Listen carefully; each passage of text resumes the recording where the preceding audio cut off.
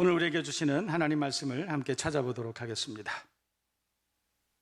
구약성경 사무엘상 7장 7절부터 12절까지 말씀을 제가 읽어드리도록 하겠습니다. 이스라엘 자손이 미스바에 모였다 함을 블레셋 사람들이 듣고 그들의 방백들이 이스라엘을 치러 올라온지라. 이스라엘 자손들이 듣고 블레셋 사람들을 두려워하여 이스라엘 자손이 사무엘에게 이르되 당신은 우리를 위하여 우리 하나님 여호와께 쉬지 말고 부르짖어 우리를 블레셋 사람들의 손에서 구원하시게 하소서 하니, 사무엘이 젖 먹는 어린 양 하나를 가져다가 온전한 번제를 여호와께 드리고 이스라엘을 위하여 여호와께 부르짖음에 여호와께서 응답하셨더라.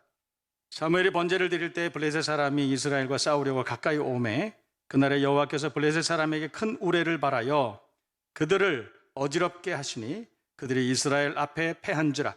이스라엘 사람들이 미스바에서 나가서 블레셋 사람들을 추격하여 뱃갈 아래에 이르기까지 쳤더라. 사무엘이 돌을 취하여 미스바와 센 사이에 세워 이르되 여호와께서 여기까지 우리를 도우셨다 하고 그 이름을 에벤에셀이라 하니라.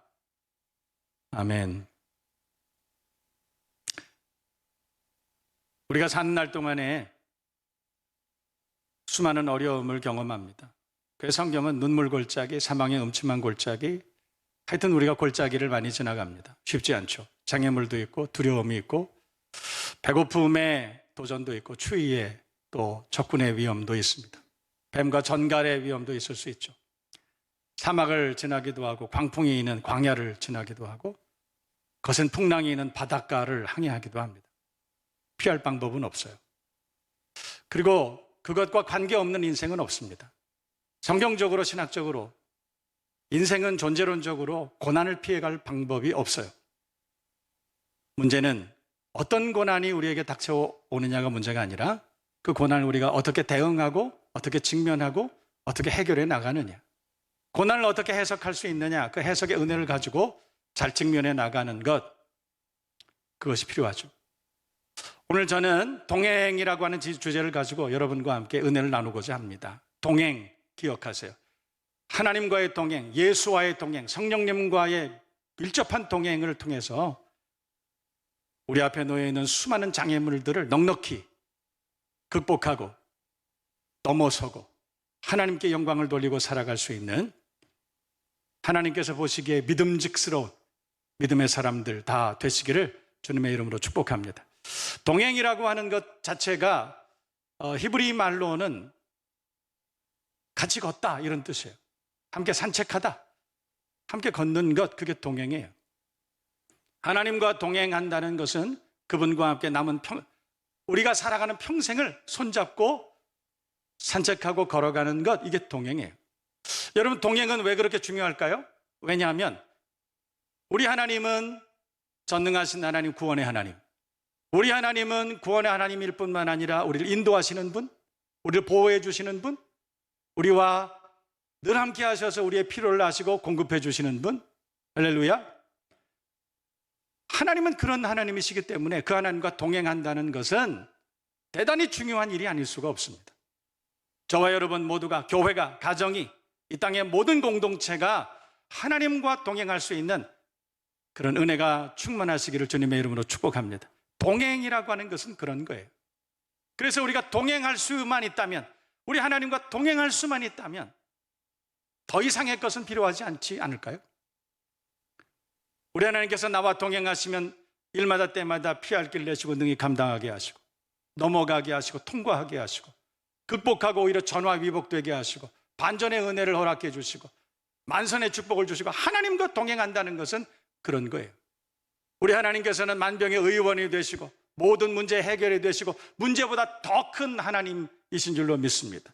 그래서 우리가 그 하나님과 동행한다면, 그리고 그 하나님 앞에 우리의 삶의 모든 일과 염려와 행사와 짐들을 다 주님 앞에 맡기고 그 주님과 동행할 수만 있다면 우리 인생의 짐이 얼마나 가벼울까, 그런 생각해봐요.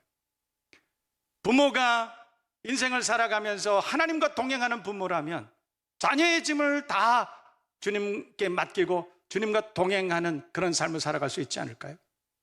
여러분, 이 땅의 모든 기독교인들이 다 알고 있는 아름다운 시가 있지 않습니까? 우리가 바닷가 어떤 길을 걸어가고 있는데 발자국이 있었다는 거예요. 4발자국, 3발자국, 이후에는 2발자국. 알고 보니 주님께서 나를 업고 가시는, 그러니까 하나님이 우리와 동행한다는 건 그런 거예요. 우리가 힘들어하고 지쳐가고 우리가 정말 어려움에 직면하고 우리가 정말 눈물 흘릴 수밖에 없는 그런 가운데서 우리 하나님은 나와 동행해 주셔서 힘들 때 업어주시고 등을 두드려 주시고 우리에게 친구가 되어주시는 그런 하나님. 그래서 그 하나님과의 동행은, 이것은 선택의 문제가 아니에요. 생존의 문제예요. 반드시 우리 주님과 동행하는 저와 여러분 모두가 되실 수 있기를 주님의 이름으로 축복합니다. 그 하나님은 우리의 인도자가 되시고 구원자가 되시고 우리의 보호자가 되시고 공급자가 되시기 때문에, 그래서 그 하나님과 동행하는 사람은 어려운 일을 만나도 그렇게 얘기해. 괜찮아. 지금은 어렵지만 괜찮아요. 그 하나님과 동행하는 사람들은 세상에 어떤 어려움을 우리가 만난다 할지라도 절망하지 않아요. 그 주님 안에서 새로운 희망을, 소망을 발견할 수 있기 때문에 그렇습니다. 한 2달쯤 전에 우리 인근에 있는 농인교회에서 저희들과 함께 예배를 드린 적이 있어요. 그때 그 교회를 목회하시는 목사님이 어떤 이야기를 전해주셨는데 제가 참 큰 감동을 받았습니다. 농인과 청인들이 모여있는 교회죠. 듣지 못하는 분들이에요. 들어도 말하지 못하는 분들이죠. 농인과 청인들이 있어요. 그분들이 가장 원하는 것은 뭐냐면 자기 속에 하나님 앞에 그 큰 감동과 하나님 앞에 고백하고 싶은 그 신앙 고백이 있는데, 하나님을 높이 찬양하고 정말 감사하면서 노래하고 싶은데 그 노래를 들을 수 없는 거예요. 그 노래를 들어도 부를 수 없는 거예요. 그것이 너무너무 안타까운 것이죠. 그때 그 목사님 그렇게 말씀하셨어요.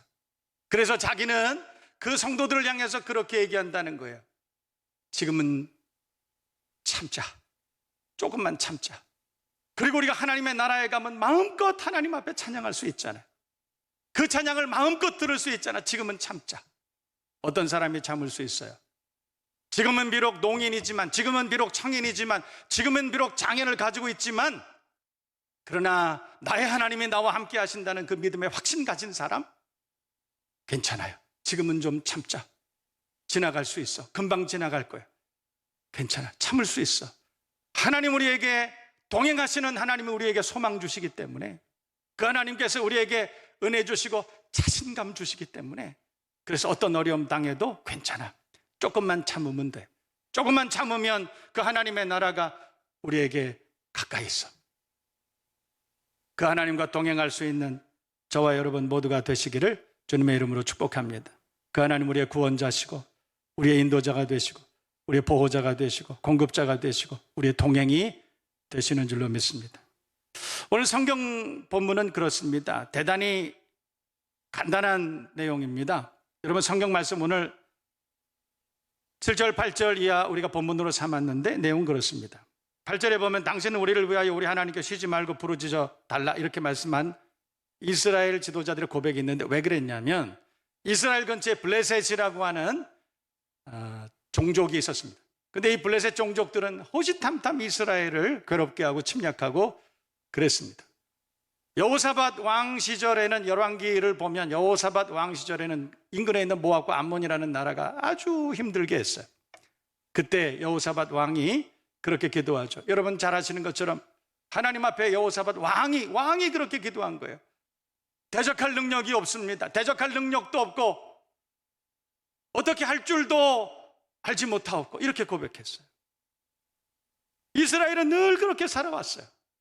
이스라엘은 늘 그렇게 살아왔어요. 오늘도 마찬가지 블레셋이 침략을 한 거예요. 어떻게 할 줄도 알지 못하고 대적할 능력도 없고. 그때 이스라엘 모든 지도자들이 당시에 하나님의 사람 사무엘에게 찾아옵니다. 그분들이 할 수 있는 거는 기도밖에 없어요. 의사들이 고치려고 애를 썼지만 방법을 모른다는 거예요. 병명도 알지 못하고, 병명은 알았지만 치료 약이 없다는 거예요. 어떻게 해요? 우리도 사무엘을 찾아가야 되지 않을까요? 우리도 하나님 앞에 나가야 되지 않겠습니까? 이스라엘이 대적할 능력이 없는 거예요. 그래서 사무엘을 찾아왔습니다. 그리고 오늘 성경을 보면 우리 하나님께 우리를 위하여 쉬지 말고 부르짖어 기도해 주세요. 중보 기도를 요청한 것입니다. 사실 자기들이 기도해야죠. 그런데 사무엘에게 기도를 요청합니다. 저도 목회하다 보면 가끔 그런 일을 만나요. 배우자가 예수를 믿지 않습니다. 예배드리지 않습니다. 그런데 어려운 일을 만나요. 그러면 꼭 자기 아내에게, 자기 남편에게 당신 교회 가서 기도 좀 해줘. 그런데 오늘 성경을 보면 그 믿음밖에 없지만 그 하나님께서는 사무엘의 기도를 들어주신 거예요. 중보기도자 그렇게 중요합니다. 우리 손이 올라가면 자녀들이 승리합니다. 모세 손 올라가면 여호수아 이깁니다. 저와 여러분 모두가 기도의 사람 되실 수 있길 축복합니다. 하나님 앞에 거룩한 손으로 기도할 때마다 우리 하나님께서 기억해 주시고 위로해 주시고 들어주시고 응답해 주셔서 더 좋은 것으로 채워주시고 응답해 주셔서 감사가 넘치는, 간증이 넘치는 저와 여러분 모두가 될 줄로 믿습니다. 오늘 성경에 사무엘이 하나님 앞에 기도했다. 그랬더니 10절 말씀을 보면 하나님께서 우레를 발하여 이기게 하셨다. 그게 팩트예요. 여러분, 하나님께서 인근에 있는 어떤 동맹군들을 동원해 주셔서 그래서 연합군을 이루어서 싸워서 이기게 해주셨다. 좋은 무기를 개발하게 해주셔서 그 무기로 싸워 이기게 해주셨다. 그런 말씀이 하나도 없어. 보니까 우레를 발하여 신묘막측한 방법, 신비한 방법으로 우리의 지각 밖에 넘치는 하나님만의 방법으로, 하나님의 도우심으로, 이 말이에요. 할렐루야. 우리가 하나님 앞에 기도하면 하나님 그렇게 응답하신다. 하나님의 방법으로 응답해 주신다. 오늘 성경에 그 사실을 설명하고 있는 것입니다. 그래서 12절 보면 이스라엘 모든 사람들이 하나님께서 신비한 하나님의 방법으로, 기적 같은 하나님의 은혜로 이기게 하셨기 때문에 그곳에 큰 돌을 하나 놓고 그곳 이름을 뭐라고 불렀어요? 에베네셀이라, 에베네셀이라 이렇게 부르게 하셨다. 여러분, 왜 거기에다 에베네셀 돌 세워놨을까요? 거기에 돌이 있으면 조경이 더 좋을 것 같아서 세워놨을까요? 거기에 돌을 갖다 놓으면 무슨 징검다리나 될 수 있는 기능적인 목적으로 해놨을까요? 천만의 말씀. 그곳에 돌을 세운 이유는, 그곳에 돌무더기를, 여갈사두다 같은 그런 돌무더기를 해놓으신 이유는 너희들이 이후에 이스라엘 모든 자손들이 이곳을 지날 때마다 그 돌을 볼 때마다 하나님이 하나님의 방법으로 우리를 도와주셨다. 그 하나님은 지금도 우리와 동행하시고 지금도 나를 여전히 사랑하시는 우리의 하나님이시다. 그것을 가르치려고 거기에 놓은 거예요. 기념하라. 기념하는 돌이죠. 저와 여러분 모든 삶의 영역의 구석구석에 곳곳에 이 에베네셀의 돌이 곳곳에 존재하기를 주님의 이름으로 축복합니다. 그래서 보는 곳마다, 가는 곳마다 그 돌을 보고 그 기념이 될 만한 그곳을 보거나 그 건물을 보거나 그 장소에 가보면 생각나는 거예요. 하나님이 나를 도우셨구나. 하나님이 나를 도와주셨구나. 그 간증이 많은 것이, 그것이 복된 인생이 아닐까요? 하나님과 그래서 평생을 동행할 수 있기를 주님의 이름으로 축복합니다.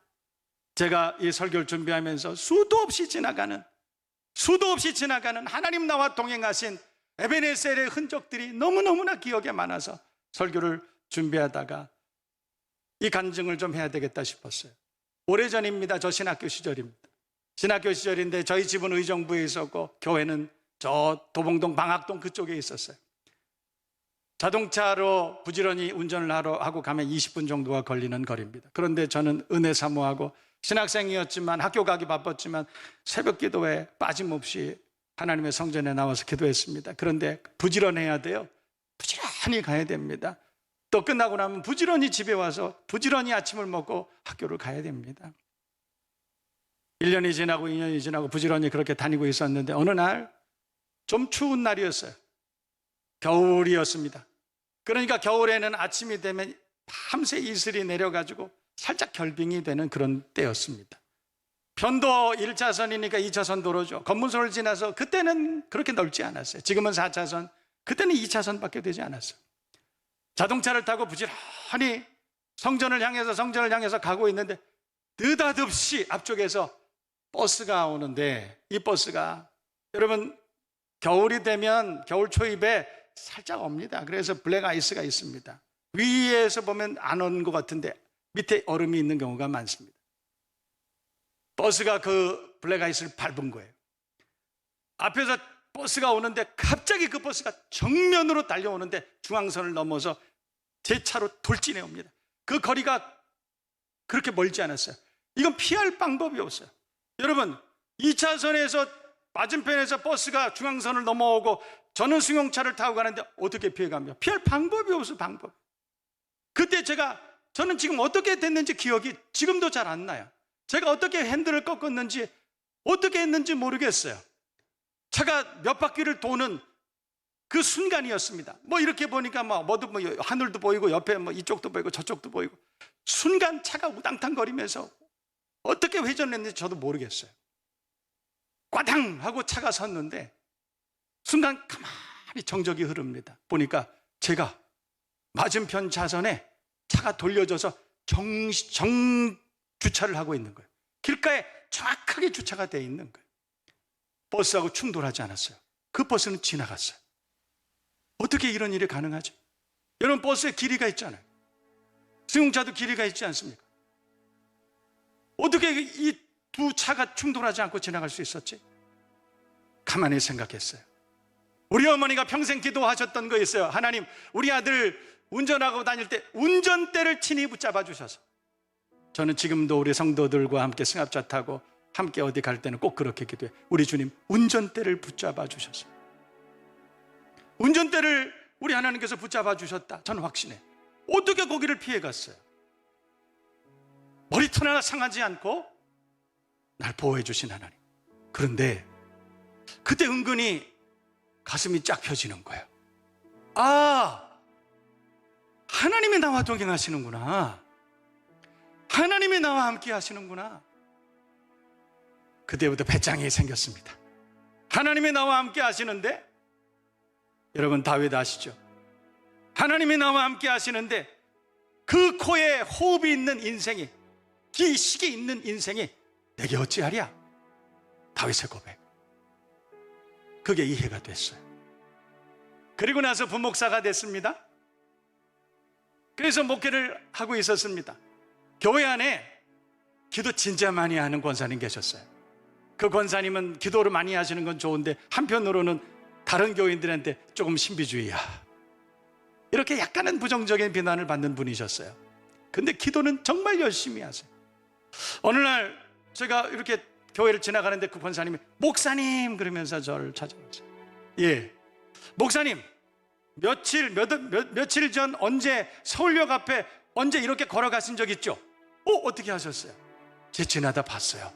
그런데 목사님, 제가 목사님을 딱 보고 있는데 목사님 뒤에 천사가 둘이 딱 호위하면서 지나가는 걸 제가 봤어요. 기분 나쁘신 모양인데, 그분은 신비주의에 약간 경도된 분이었기 때문에 그 말을 다 신뢰하기도 어렵죠. 그러나 그분의 말을 들으면서 의미심장하게 제가 들었어요. 그렇구나, 하나님이 나와 동행하시는구나. 하나님이 나와 동행하시는구나. 자신감이 생기죠. 어딜 가더라도 나와 동행하셔요. 어딜 가더라도, 누구를 만나더라도, 무엇을 하더라도, 어디를 가더라도 하나님 나와 함께 하신다. 그 믿음의 담력이 생긴 이후에 저는 지금까지도 감사하면서 두려워하지 않고 절망하지 않고 어떤 장애물이 내 앞에 놓여있다 할지라도 하나님 나와 동행하셔, 하나님의 뜻을 이룰 거야, 하나님이 나를 지켜주실 거야, 그 믿음 가지고 삽니다. 오늘 이 말씀, 이 간증으로 저와 여러분 모두가 새 힘을 얻을 수 있는 그런 은혜의 시간 다 되시기를 주님의 이름으로 축원합니다. 축복합니다. 저는 그래서 그런 생각해 봤어요. 어떤 사람과 하나님 동행하실까? 그렇다면 어떤 사람과 하나님이 동행하실까 생각해 봤어요. 저와 여러분 모두와 하나님이 동행하시기를 기대하지만, 그러나 어떤 사람과 특별히 하나님은 동행하기를 원하실까 생각해 봤어요. 첫 번째 이런 생각 들었어요. 하나님과의 동행을 사모하는 사람들과 하나님은 동행하시지 않겠는가? 우리 하나님은 인격적인 하나님이세요. 그 하나님을 사모하는 사람들과 하나님 함께 하시지 않겠습니까? 사슴이 시냇물을 찾아 헤매임과 같이 종이 그 상전의 눈을, 여종이 그 주모의 손을 바람같이 간절히 사모하는 사람, 날마다 그 주님의 이름을 부르면서 주여 기도하는 사람, 그런 사람과 동행하지 않으시겠습니까? 우리가 하나님 앞에 그렇게 살아갈 수만 있다면 우리 하나님은 지금도 여전히 우리와 동행하시는 좋으신 동반자, 동행이 되시는 줄로 믿습니다. 그 동행하시는 하나님에 관하여 성경은 보혜사 이렇게 말합니다. 파라클레토스죠. 페럴레엘의 어원이 되는 단어입니다. 평행이죠.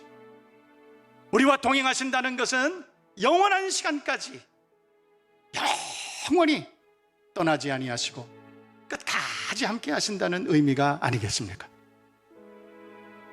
저와 여러분 모두에게 성령 하나님께서 동행하시는 은혜가 있기를 주님의 이름으로 축복합니다. 마음이 어려울 때 우리에게 지혜로운 마음 주시고 또 위로해 주시고 등 두려 주시고 건져 주시고 손잡아 주시고 이렇게 세워 주시고 엘리야와 같이 하나님의 산 호렙을 향하여 40주 40년을 달려갈 수 있는 용기와 체력과 건강도 주시고, 여러분 그것이 동행이에요. 우리가 그 하나님과 동행할 수만 있다면 두렵지 않습니다. 지금 당장 어려움이 있어도 괜찮아요. 왜냐하면 하나님 나와 동행하시니까 이기게 해주실 것입니다. 도와주실 것입니다. 오히려 반전의 은혜를 주실 것입니다. 지금은 우리의 가는 길이 험하지만 나의 가는 길을 오직 그가 아시나니, 지금 나의 가는 길은 험하지만 그분이 알고 계시기 때문에, 그분이 나와 동행하시기 때문에 결국은 내가 정금같이 나오리라. 우리 주님과 늘 동행하는 여러분 될 수 있기를 축복합니다. 그리고 또 생각해 봤어요. 어떤 사람과 동행할까? 어떤 사람과 동행할까? 그 하나님의 말씀을 듣고 그 말씀을 신뢰하고 그 말씀을 지키고 살아가는 사람이 아닐까? 그런 생각해 봤어요. 여러분 성경에는 그런 믿음의 선배들이 있습니다. 노아, 에녹, 300년을 주님과 동행한 사람들이죠. 노아는 남은 평생을 하나님과 동행한 사람. 왜 그랬을까요? 노아의 시대에 많은 사람들이 하나님의 음성을 들었지만 어떤 사람도 그 하나님의 말씀을 믿지 않았어요. 그러나 노아는 믿습니다.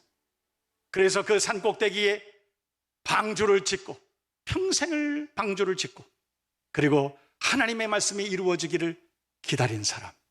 마지막 우리 주 예수 그리스도께서 이 땅에 오셔서 모든 인생을 구원하시고 죄악을 멸하시고 우리를 하나님의 보좌 우편에 앉으셔서 우리를 초청하시는 그날까지 그리스도 예수의 십자가 보혈의 은혜를 믿고 감사하며 그 말씀을 기다리는 우리들 모두에게 우리 하나님께서는 동행의 복을 주시지 않겠습니까?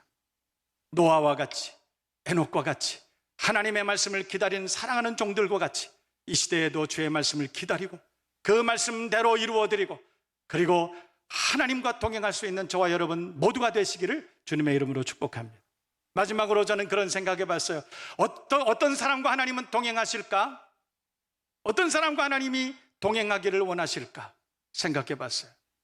생각해 보니 지난날 내게 베풀어 주셨던 그 은혜를 늘 기억하고 감사하는 사람이 아닐까?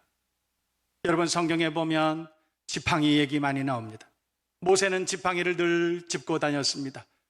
바로의 궁전을 떠난 다음에 장인 이드로의 그 광야의 목동 생활을 40년을 했습니다.